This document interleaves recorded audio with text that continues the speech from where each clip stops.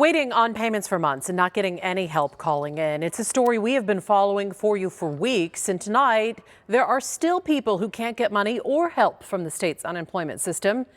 In part with Rebound Arizona, Let Joe Knows Joe Ducey finding months later, DES still doesn't have enough staff. And it says at the top, claim decisions may take up to 21 days. Well, it's past the 21 days.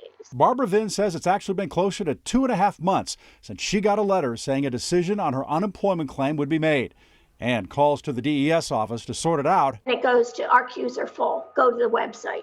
Well, you can't do anything on the website. Barbara was working part-time as a substitute teacher when COVID-19 hit. She'd taken some sick time, and when ready to return, schools had closed and she was out of a job.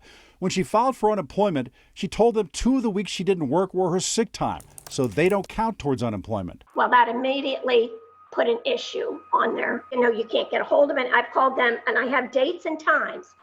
I've called them 15 separate times. We are still seeing problems like Barbara's. Their claims flagged because of unresolved issues. More than 3 months into this, why is it still happening? And what's really being done to get people what they're owed? We asked the Arizona Department of Economic Security, DES, how many claims have been flagged for unresolved issues? Is there a dedicated team working through these? How many additional people were hired when problems began?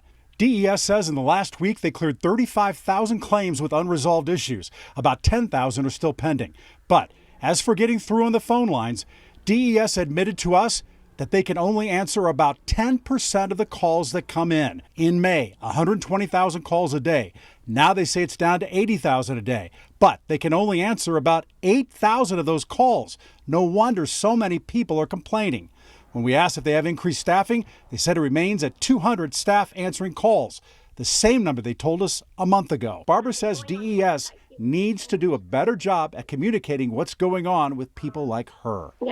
It's very confusing. I mean, my husband's a lawyer, and we've both been reading this, and it is extremely ambiguous. So I can't imagine how a lot of people cannot even understand what they're supposed to be doing. We're still trying to get more answers from DES. Are you still having a problem getting your unemployment pay? Did you have issues and you're now getting paid? We want to know about it. Email us at rebound@abc15.com. For the Rebound Arizona, I'm Joe Ducey. If you got a problem, let me know.